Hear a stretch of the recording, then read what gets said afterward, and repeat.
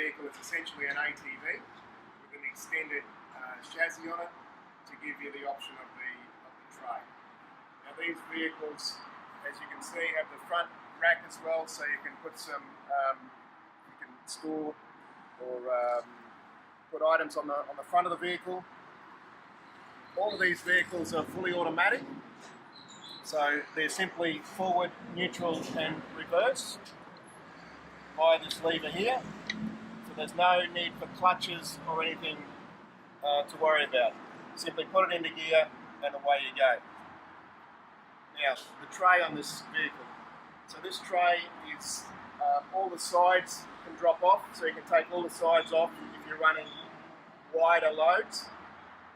It also has a very good capacity. This will carry about 300 kilos in weight. So quite a good payload in this particular unit for the size of it. This is also, it tips automatically, so you just simply push the release lever and then the tipper will tip up. So easy to get down, just simply lean on here and it locks back in position. Okay, so the maintenance on these vehicles is very simple. If you look under the seat here, we've got the battery and all the major electrical components are sitting in here. So you've got your fuse, you've got your start solenoid, and you've got your voltage regulator. So everything's nice, tidy, up and out of the way. Over here is your air filter. So that can be accessed from the side panel here. So again, easy to access. Okay, so the other maintenance on this, again, it's fairly simple. Fuel filter here, easy access. So this can be removed and replaced at any stage. Also noting on this side as well, if the battery were to run out, you do have the option of a kickstart as well. So if you're out in the middle of the paddock, you've run out of battery power, you know you're going to be able to get home because you can simply kickstart the vehicle from here in an emergency start. Okay, so the oil fill on this vehicle is through this plug here. It's a dipstick level indicator, so we can see the level of the oil. It's also the means of filling it. So the vehicle oil is filled through this port here, and the drain is underneath. So it's nice, easy to access. So these vehicles come in two versions. We've got the chain drive, which is this one, and we also have the shaft drive version. So there's pros and cons of both. The chain drive one is a direct drive to the rear axle, so you've got two wheels driving all the time.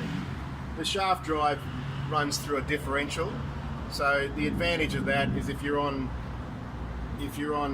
pristine grass or you don't want to be chewing up your paddock, then the shaft drive will be a better version. The chain drive, because it's direct drive, you're going to get more traction with these. They've all got a automatic chain adjusters on them, so your chain is kept tight at all times, and it's just a direct drive to the main engine sprocket. Now another feature of this particular unit is these heavy duty shocks. So these run a twin shock system.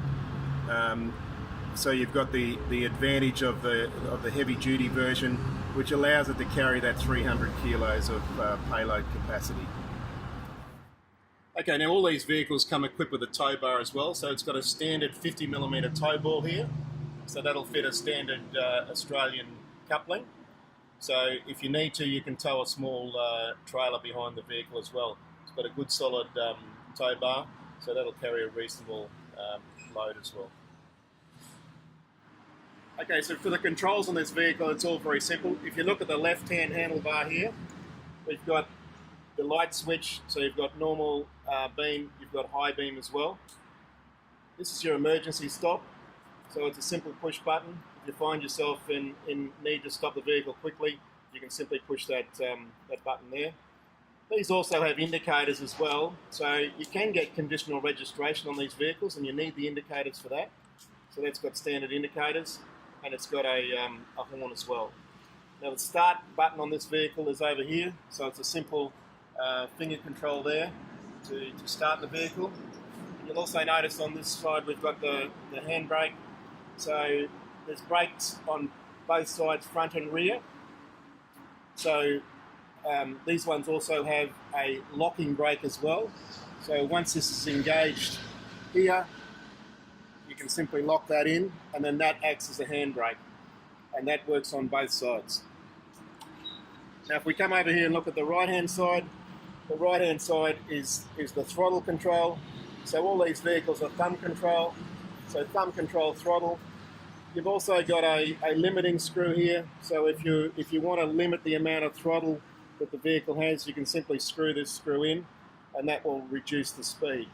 You can see on this side as well, we've got a hydraulic brake system, and again it's got that locking mechanism as well. So once that's locked in, the vehicle, it acts as a handbrake for it.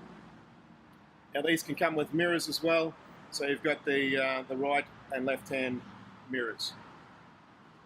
Now looking at the dash panel here, this dash panel gives you a good indication of what's happening on the vehicle. We switch it on there.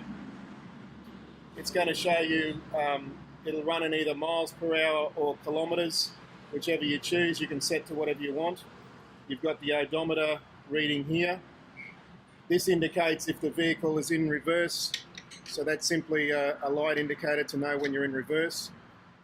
These are the indicator lights as well, and you've got a neutral switch here as well. So when the vehicle's in neutral, it will indicate. And you've got your light indicators here, whether your lights are on or whether they're on high beam. Over here we've got a battery indicator indicating the level of the battery. Okay, so the start sequence on this vehicle is very simple. It does have a safety feature, meaning that you have to have the brake engaged. So you have to hold the brake on or have it locked before it will start. So the ignition switch here, simply turn to the ignition position, and then the start switch is here on the left-hand handlebar. And it's simply a push button, and away it goes.